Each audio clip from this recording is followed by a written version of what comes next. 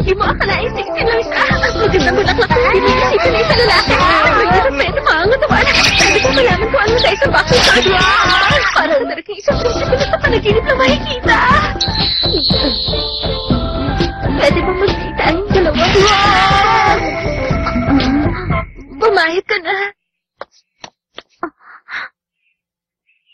Hindi pwede. Hindi pwede! Love? Kiss.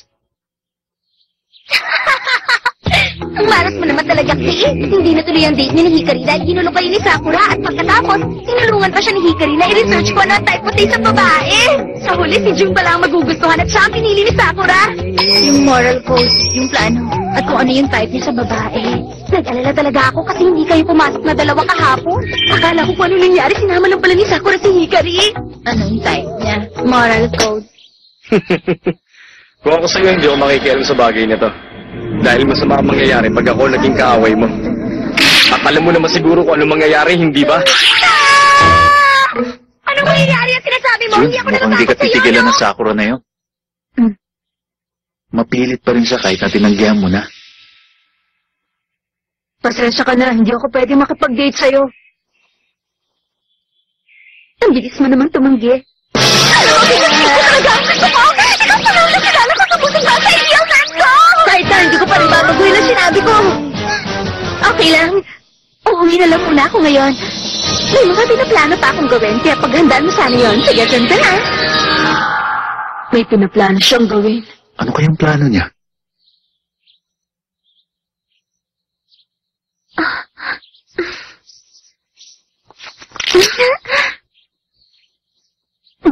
Talaga?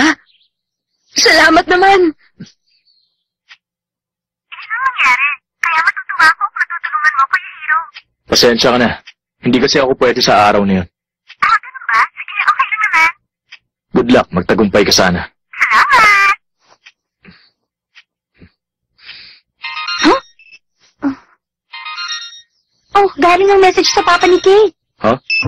Ang sabi niya, bilang pasasalamat sa pag-aalaga kay Kay, iniimbita ko kayo sa isang barbecue party ngayong weekend. Huh? Bakit sa inyo pinadala yung message? Bakit hindi kay Kay? Siguro alam kasi ng papa niya na hindi siya papayag. Talagang hindi. Dahil wala namang maganda nangyayari sa mga ideya niya. Kaya tanggihan mo na lang. Hikari, meron daw barbecue party? Ano? Barbecue? Marco! Plano! Gusto niyo sa babae! Marco! Barbecue! Tama! Naiintindihan ko na yung barbecue! Ayos na! Nakikinig ka ba sa akin, Akira? Mas maganda kung si Hikari na lang ang susundin ko. Isa pa, sa'yo lang naman mulang magandang nangyayari, di ba? Pero hindi ba ako pumapayag? Takashima, may barbecue party. Excited na ako. Teka, sandali. Di ako makakasama sa inyo. Meron kasi akong gagawin ngayong weekend eh.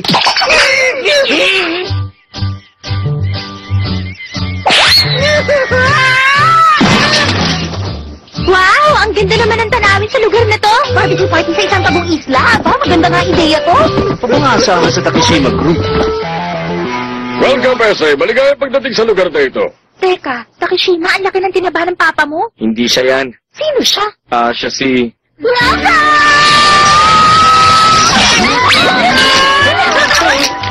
Siya si Mr. Shibubo, ang papa ni Sakura. Oo, tama. Ang sabi kasi sa akin ni Sakura, gusto niya raw makipagkaibigan sa inyong mga taga-SA. Kaya naisip ko na kausapin ng papa ni Kay. Siya nag-asikaso at naghanda ng lahat para sa akin. Ganun pala ang nangyari. Pero hindi nyo na kailangan magpakahirap na gawin ang lahat ng ito. Napakasimpleng bagay lang naman nun. Sakura, huwag ka na mag-alala. Mababait naman ang taga-SA. Kaya magsaya ka na. Nakakatuwa naman. Salamat, Hikari. Maalala ko nga pala, mamayang gabi pa ang balik ng sinakay nating speedboat.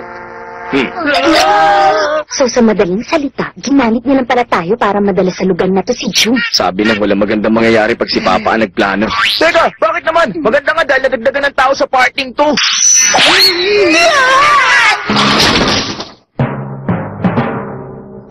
Wow, ang galing! Ganito ba talaga ang barbecue party?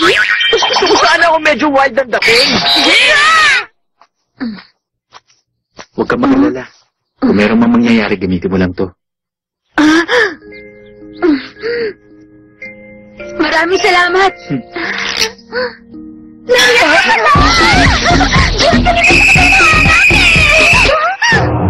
ikaw pala, Sakura. Tamang-tama ang dating mo.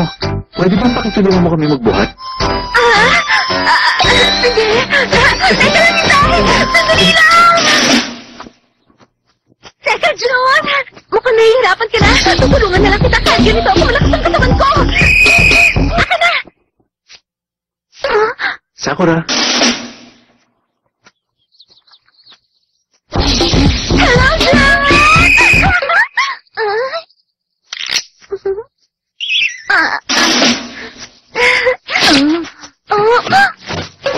Teka, sandali. Sa tingin ko hindi maganda nangyayari Okay, ang mabuti ba ganito na lang ang gawin natin. Hati namin kayo ng tig-2. Hindi ako payag! Hindi ka pumapayag? Baka nakakalimutan mo na presidente ako ng isang kumpanya. Kaya ako ang dapat na magplano ng mga dapat gawin. Nakasulat sa mga stick na yan ang pangalan ninyo at pangalan ng makakatulong ninyo. Mga babaeng bubuno. Kalokohan lang yan. Ano ba kasing klaseng paraan niya ng pagpili ng mag-partner? Oo nga. Tama rin si Kay. Aba, mukhang masaya to Gawin na natin.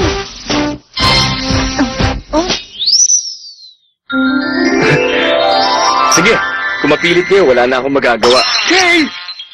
Ako naman ang susunod na pupunod. Teka, ano yun? Ito ang pupunin ko. Wow! Ang swerte ko talaga sa ganun ang partner ko! Ibang klase yan Sikat yan siya yung tagahugas. Mabubutot na yan. Ginagamitan ko talaga ng lakas para maging malinis. Marami pang huhugasan doon. Mako pa rin! Kami ang naghahanda ng gagamitin. Ang bigat-bigat naman ito! Kaya bumibitaw mo na nga yan, tulungan mo na lang ako! Kami ang magluluto. Ang galing, Rio. Mukhang sanay na sanay ka. Paano? Ako kasi laging nagluluto para sa sarili ko. At sa magaganda kong halagang mga hayop. Pero para sa taong lulutuin natin ngayon. Megumi.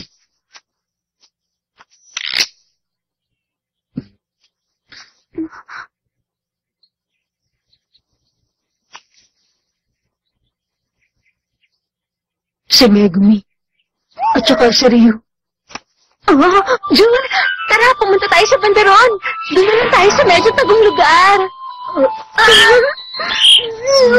Ano ka ba? Bakit ganun naman pa hinihipan ng pito na yan?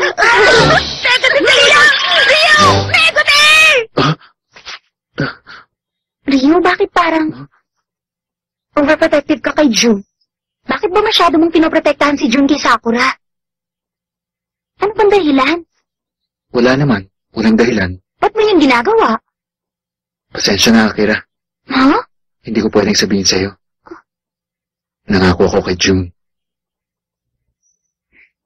Sige, hindi na ako magtatanong ulit. Salamat.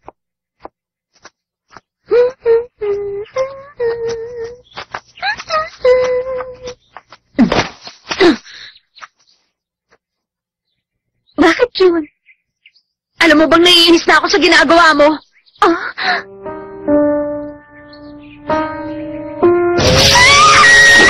Ay, naku, pambihira! Tinanggalan ako ng gwapong lalaki nang nanginginig ang boses at namumula tayo sa iya. Masyado masakit yun! Pwede ba huwag ka nang lalapit sa akin? Ikaw naman, huwag mo naman sabihin sa akin yan.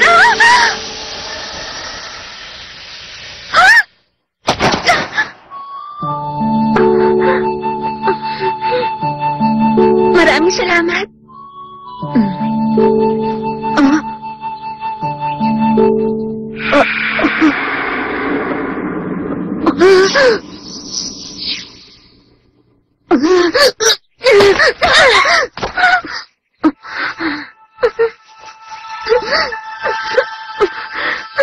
Masakit yun Hindi mo naman ako kailangan itulak ng ganon.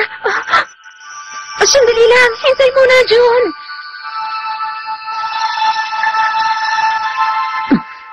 Kapag malaman niya ang sekreto ko, sigurado akong kamumuhian niya ako.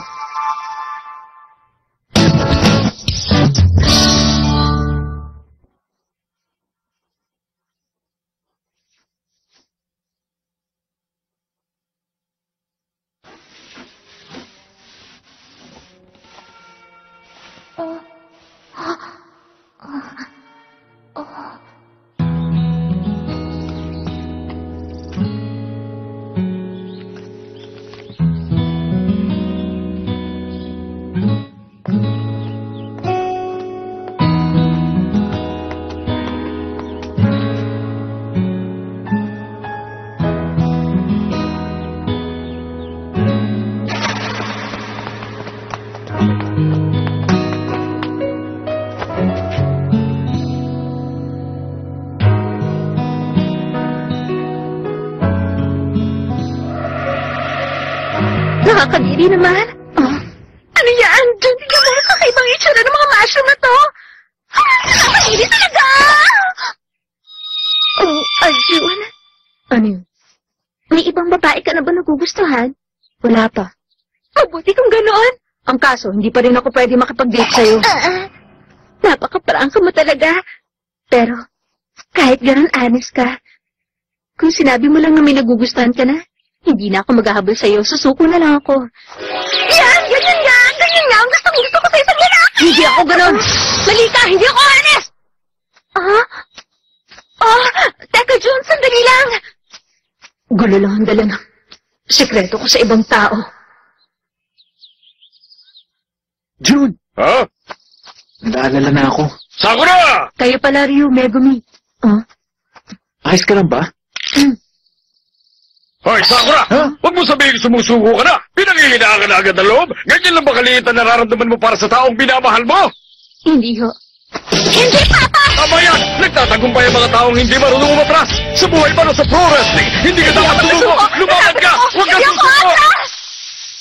Wow! Parang ang sarap-sarap nito, Mukhang mabubulog na naman ako ng gusto ngayon! Huwag ka magpakabunda!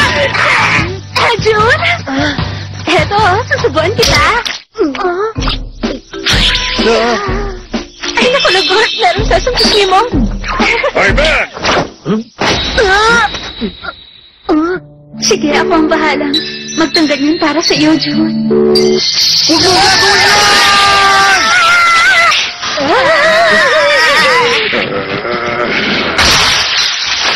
Pwede ba tumigil na kayong dalawa? Sabihin niyo, ano ba problema kay Sakura? Sana ko na pinagkuyatan mo alagaan hanggang sa lumaki. Ano ba talaga ang dahilan? Bakit pa gano'n na lang ang pagkatlan ninyo? Nasa high school na kayo ngayon, kaya siguro naman nakaranas na rin kayo mahalikan kahit sa piski lang, hindi ba? Aba, oo, syempre naman. Huwag ka tumingin sa akin! Ano? Ang ibig sabihin? Hindi. Ano kasi? Hindi nga sapat yung ganun, hindi ba?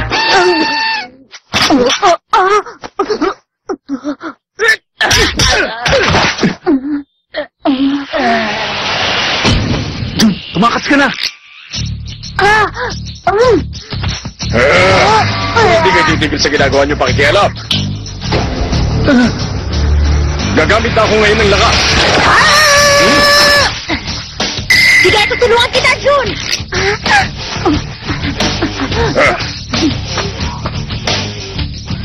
Makikialam ka na rin? Sa tingin ko, hindi niyo naiintindihan. Ano? Pero, ang totoo niyan, kailan ko lang natutunan ng bagay na to. Anong natutunan? Nalaman ko na ang paghalik, ginagawa lang yun sa tao na gugustuhan mo. Hindi yung pinipilit ipagawa kahit kanino. Ang galing naman, sa tingin ko nagmamature ka na talaga, Hikari. Kaya naman tuwang-tuwa ako. Naku, talaga ikaw,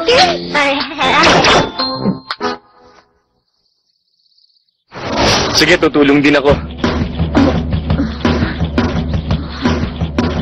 Salamat.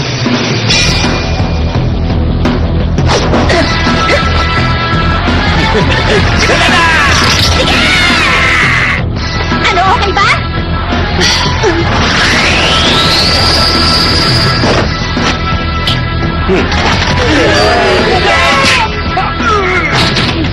Jun, tumakas ka na. Pumunta ka na sa gubat.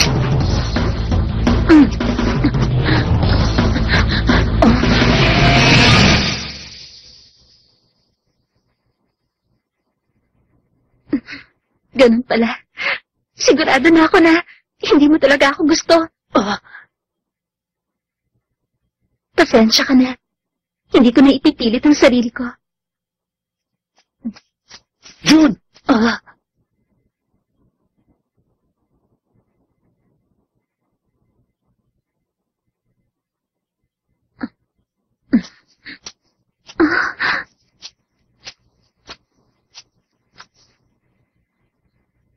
Sige, gawin mo na.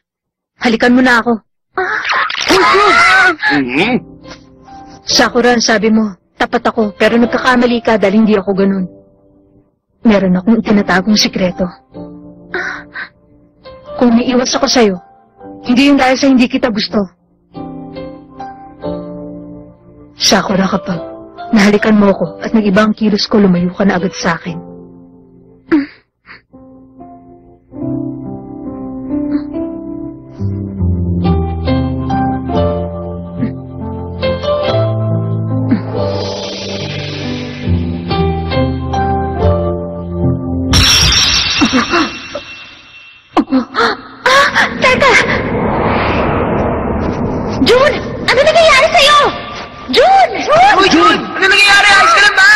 Jun!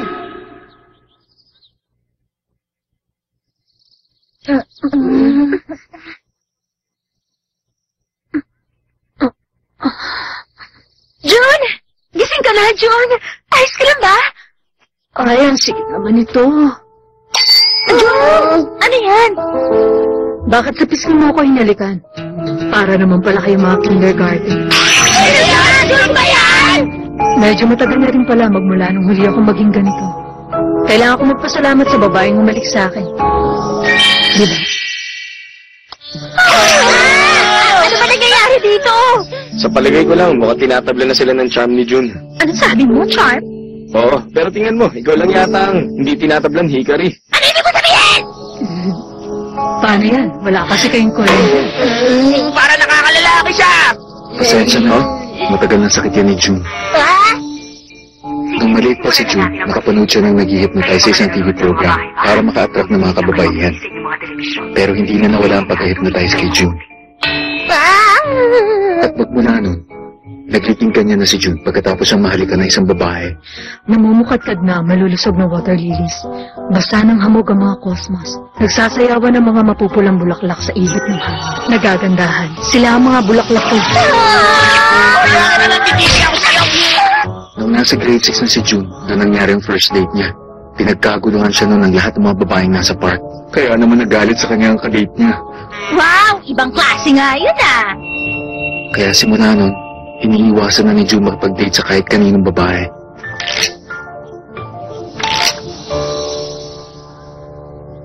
Ano pala nangyari? Leo, anong balak niyong gawin? Babalik siya uli sa dati pag nawalan siya ng malay. Kaya Megumi, bahala ka na. Huwag mo sabihin, kakanta si Megumi! Jun, matulog ka na.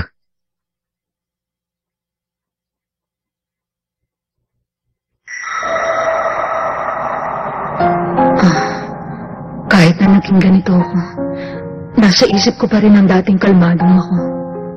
Ang mga taong ginulat ko, at ang mga taong nag-alala sa akin. At ang mga salitang narinig ko noon. Nakakatiri ka! Dumating ako sa puntong kinamuhian ko ang sarili ko. Dahil ako mismo, naniwala akong ganun ako.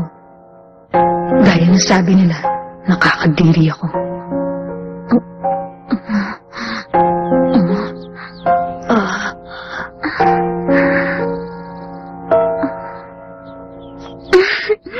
Ibang klase?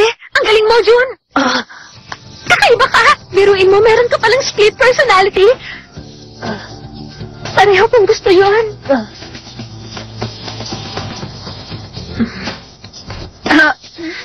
Maraming salamat. Masaya ako. Natutuwa rin ako. Kahit paano.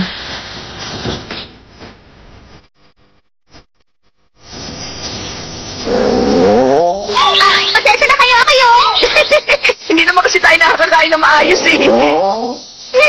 Naku, kawawa ka naman. Meron pang rice. Sa palagay ko, pwede pa tayong gumawa ng rice balls. Ay, sandali. Ako na lang gagawa ng rice balls para kay Jun! Gagawa rin ako! Huwag na lang gumawa Handa na! Jun, kasa ng rice balls na sa punong-puno na pagmamahal. Ito! Hindi talaga ako magaling pagdating sa ganito. Sandali!